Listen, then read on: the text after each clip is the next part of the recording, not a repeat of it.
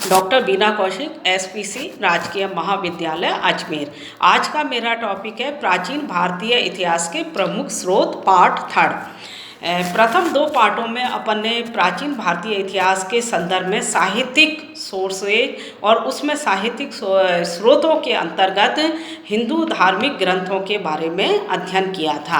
आज अपन अन्य धार्मिक ग्रंथों में बौद्ध साहित्य और जैन धर्म के ग्रंथों का अध्ययन करेंगे, परंतु हिंदू धर्म ग्रंथों के अंतर्गत आज एक और महत्वपूर्ण ग्रंथ है, वो है पुराण। पुराणों का अर्थ प्राचीन है। पुराणों से प्राचीन भारत के इतिहास, धर्म, विज्ञान, राजनीतिक स्थिति आदि का विवरण हमें मिलता है। पुराणों की संख्या 18 है, जिसमें विष्णु, भागवत, मत्स्य, वायु, गरुड़, नारद, स्कंद, वामन, ब्रह्मांड पुराण आदि प्रमुख हैं। पुराणों से हिंदू धर्म, दर्शन, मूर्ति पूजा, ईश्वरवाद, अंधविश्वासों, त्योहारों, प्रथाओं आदि की जानकारी हमें मिल जाती है। पुराणों में हिंदुओं के धार्मिक इतिहास के साथ साथ तत्कालीन राजाओं के बारे में, उनकी वंशावलियों के बारे में भी रोचक जानकारी मिलती है।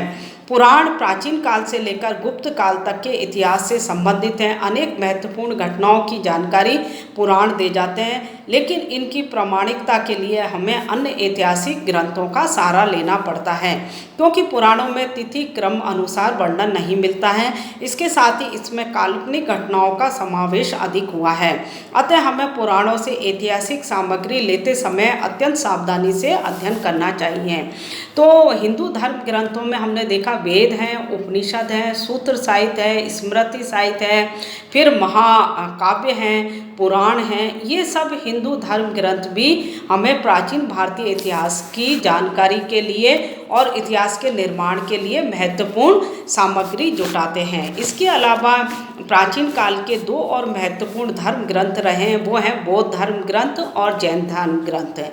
तो बौद्ध धर्म ग्रंथ से भी हमें प्राचीन भारतीय इतिहास के बारे में जानकारी मिलती है। और प्रमुख रूप से हम देखें तो बिंबिसार के पूर्व के काल के बारे में ऐतिहासिक जानकारी इनसे प्राप्त हो जाती है।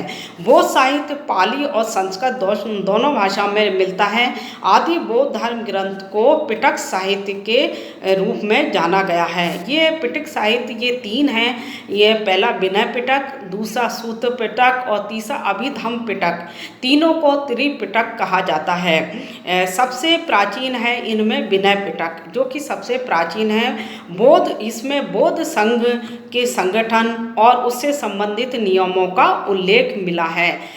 इसके अंतर्गत बौद्ध संघ में रहने वाले या मठों में रहने वाले भिक्षुओं के दैनिक जीवन से संबंधित जो नियम बनाए गए थे, उनकी जानकारी मिलती है। दूसरा जो सबसे महत्वपूर्ण है वो है सूत्र पिटक। सूत्र पिटक में भगवान गौतम बुद्ध के द्वारा प्रतिपादित धार्मिक सिद्धांत और उनके उपदेशों को लिखा गया है। और इसके द्वारा ही हम देखें तो बौद्ध और जैन धर्म ग्रंथों की भी जानकारी मिलती है। इसका स्थान तीनों पिटक में सबसे ज़्यादा ऊंचा है।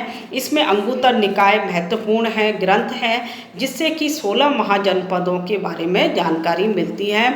और जो कि प्राचीन काल में आर्यों के पूरे भारत में जो हम देखें मौर्य काल से पहले जो जनपद थे और किस तरह से जनपद महाजनपदों में बदल गए, उन सब के बारे में जानकारी दी गई है। पूरी तरह से अंगुत्तर निकाय में एक सूची दी गई है उन राज्यों के बारे में, उन राजाओं के बारे में, और किस प्रकार से मगध ने इन राज्यों को धीरे धीरे करके अपने में सम्मिलित किया। इन सब की जानकारी अंगुत्तर निकाय में दी गई है, जो कि सूत्र पिटक के अंतर्गत में सम्मिलित है। अभिधम्म पिटक जो है, इसमें बौद्ध धर्म की विवेचना की गई है, अर्थात गौतम बुद्ध के उपदेशों की दार्शनिक रूप से व्याख्या की गई है। इस प्रकार इन पिटकों से बौद्ध दर्शन, बौद्ध साहित्य, तत्कालीन धार्मिक स्थिति, मठों के बारे में जो विवरण है वो मिल जाता है। भारत में बौद्ध धर्म का उदय कैसे हुआ, उसका फैलाव कैसे हुआ और धीरे धीरे ये संपूर्ण भारत और धीरे उसके बाद भारत से बाहर किस तरह फैला, इस सब की भी जानकारी इसमें मिल जाती है। बौद्ध धर्म ग्रंथों के अंतर्गत हम देखें तो जातक कथाओं का भी विशेष महत्व है। बौद्ध धर्म ग्रंथों में हम देखें तो जातक कथाओं में प्रमुख रूप से महात्मा बुद्ध के पूर्व जन्म की अनेक कथाओं का विवरण है। इन कथाओं से भी तत्कालीन सामाजिक, धार्मिक, आर्थिक स्थिति पर प्रकाश पड़ता है। इसमें 30वीं शताब्दी ईसा पूर्व की भारतीय सभ्यता की भी जानकारी मिलती है। तो बौद्ध साहित्य में जातक कथाओं का भी विशेष महत्व रहा है। धन्यवाद।